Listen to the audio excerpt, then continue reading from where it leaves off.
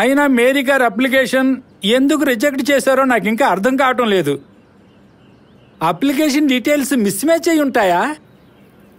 Actually నేను ఉదయాన్నే head ఆఫీస్కి ఫోన్ చేశాను సార్. అతనికి ఏమీ తెలియదని చెప్పాడు. నేరుగా వెళ్ళి మాట్లాడి చూడనా?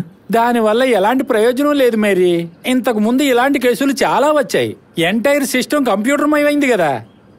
ఒకవేళ ఇది ఆ డిపార్ట్మెంట్ తప్పయి ఉన్నా సరే మీరు రిటర్న్ టెస్ట్ రాయడానికి కోర్టు అనుమతి తీసుకోవాలి. కానీ దానికి చాలా టైం అవుతుంది కదా. అందుకే మీరు అక్కడికి వెళ్ళి టైం వేస్ట్ చేసుకోకూడదు అంటున్నా. వెంటనే వెళ్ళి లాయర్ని కలవండి. రిటర్న్ టెస్ట్కి ఇంకా 1 నెల అవకాశం ఉంది. నాకు చేతనైన సహాయం నేను కూడా చేస్తాను. అదెలా? నేను ప్రార్థన చేస్తాను. ఈ బ్రిలియంట్ టీచర్కి పేరు తెచ్చే స్టూడెంట్ అయి ఉండాలి మీరు. రాష్ట్రానికే తొలి ట్రాన్స్జెండర్ ఎస్ఐవి. ఎన్ని కష్టాలు వచ్చాయి.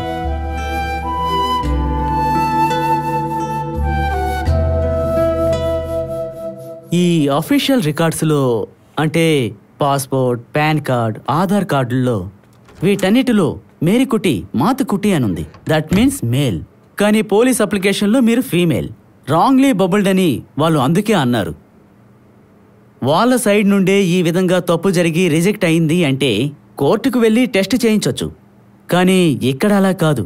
మన సైడ్ క్లియర్గా లేదుగా. ఈ గెసెట్ నోటిఫికేషన్ ఇప్పుడేమైనా దొరుకుతుందా? ట్రై చేస్తున్నాను. కన్సెంట్ ఆఫీసర్ వారం నుంచి లీవ్లో ఉన్నారు.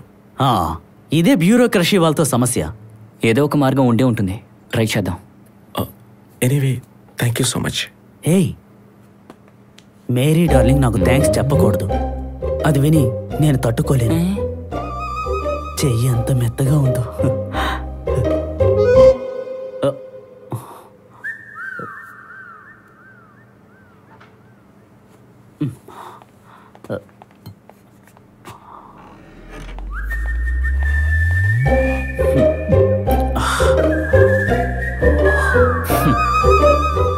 సిగ్గు లేదేంటి లాయర్ అని చెప్పుకోవడానికి? అందం కదా, ఏదో తెలియని అట్రాక్షన్. గట్టిగా కౌగిలించుకోవాలనిపిస్తుంది. అదే మేరీ డార్లింగ్ స్పెషాలిటీ. దెబ్బ ఎటు నుంచి పడిందని మాత్రం చూస్తే చాలు. అలాగా? అయితే మనం లైబ్రరీకి వెళ్దామా? పద.